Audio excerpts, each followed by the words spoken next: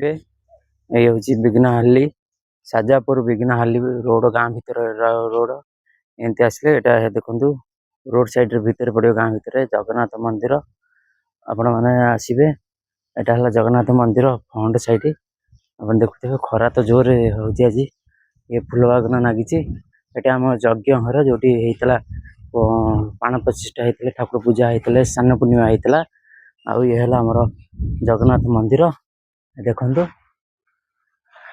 ଜଗନ୍ନାଥ ମନ୍ଦିର ପତାକା କେମିତି ଉଡ଼ୁଛି ଆଜି ଦେଖନ୍ତୁ ପବନ ଦୁବାଗିଆ ହେଉଛି ପତାକା ଉଡ଼ୁଛି।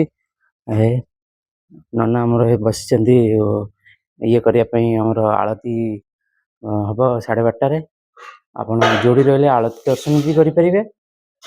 ଭିଡ଼ିଓ ଦେଖନ୍ତୁ ନନା ତାଙ୍କର ଆଳତି ପାଇଁ ରେଡ଼ି କରୁଛନ୍ତି।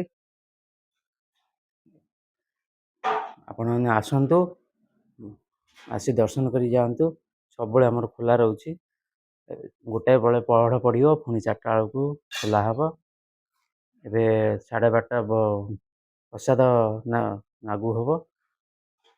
ଭାଇ ଭଉଣୀ 3 ଜଣ ବସିଛନ୍ତି ମୋ ପାଖକୁ ନେଇ ଆପଣଙ୍କୁ ଦେଖାଉଛି ଦେଖନ୍ତୁ ବଡ଼ ଭାଇ ଆଉ ଭଉଣୀ କାଳିଆ ଆମର ସମସ୍ତେ ବସିଛନ୍ତି। ଇଏ ହେଲା ଠାକୁର ଘର ଦେଖନ୍ତୁ ଆପଣ ଆସନ୍ତୁ ସାଜାପୁର ବିଘ୍ନହାଲି ଜଗନ୍ନାଥ ମନ୍ଦିର ଏଇ ରୋଡ଼ରେ ଆଇଲେ ଏଇଠି ବୋର୍ଡ଼ ବି ମରା ହେଇଛି ସେଠି ସେପଟେ ଘର କାମ ଚାଲିଛି। ଲୋକେସନ୍ ଆଧାରେ ମୁଁ ଦେଇଦେବି।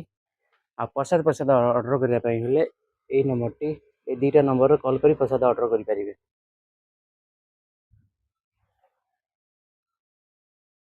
जय श्री जगन्नाथ।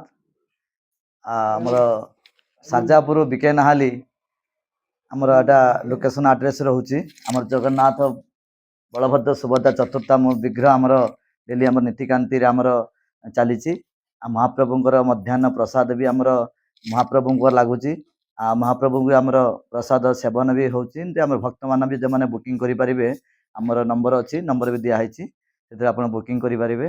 आमर संध्या गीता पाठ आमर भागवत पाठ भी होची आपण आसिक भागवत भी सुनी पारिबे। जय श्री जगन्नाथ।